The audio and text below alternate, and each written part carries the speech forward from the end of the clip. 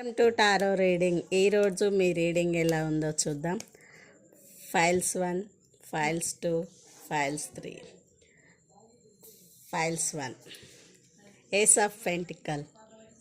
కాలచక్రం మీ చుట్టూ తిరుగుతున్నట్టు మీ సమస్యలు కనుక మీ చుట్టూ తిరుగుతున్నాయి. మీరు సమస్యలో ఉన్నారని మీరు బాధపడుతున్నారు, కానీ ఆ బాధను మీ ఆలోచనలు మంచిగా ఉంటాయి కాబట్టి బాధ కనుక మీకు దూరంగా వెళ్ళిపోతుంటుంది. మీరు చేసే ప్రతి పనిలో విజయం సాధిస్తారు. కొంచెం లేట్ అయినా పర్వాలేదు, కానీ మీ పనికి ఏదైనా సక్సెస్ చేస్తారు. మీలో ఆ టాలెంట్ ఉన్నది, మీలో కళ ఉంటుంది, అందుకనే మీరు బాగుంటారు. Piles 2, this magician. మీ ఫ్యామిలీ మెంబర్స్లో ఎవరైనా, మీ పెద్దవాళ్ళు పూర్వీకులు ఎవరైనా కానీ అంటే బాగా బతికి ఉండవచ్చు. వాళ్ళు చెప్పే విధానం ఏ మాటలైనా కానీ ఒక కుటుంబానికి మంచి చేసే విధంగా మాట్లాడి ఉండొచ్చు. అదే గుణగణాలు మీలో వచ్చి ఉంటాయి. ఆ మంచితనమే మీకు ఉన్నది. ఆ మంచితనం ఉన్నందుకే మీరు ఇంత హ్యాపీగా ఉన్నారు. మీ లైఫ్ ఇంకా బాగుంటుంది.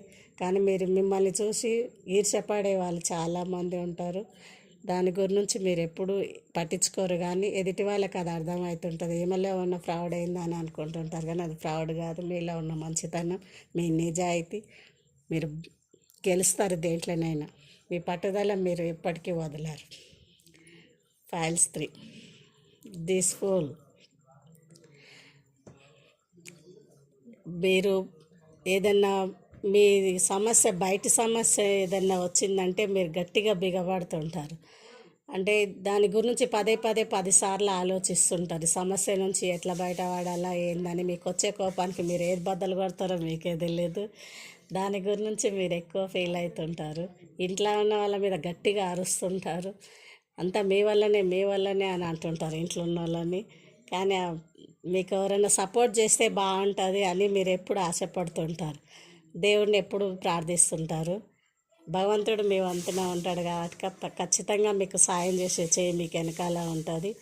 మీరు దాన్ని గుర్తించి దాన్ని దూరం చేసుకోకుండా ఉంటే మీ లైఫ్ సెటిల్ అవుతుంది. Okay, thank you. నా రీడింగ్ నచ్చితే లైక్ చేయండి, షేర్ చేయండి, సబ్స్క్రైబ్ చేయండి.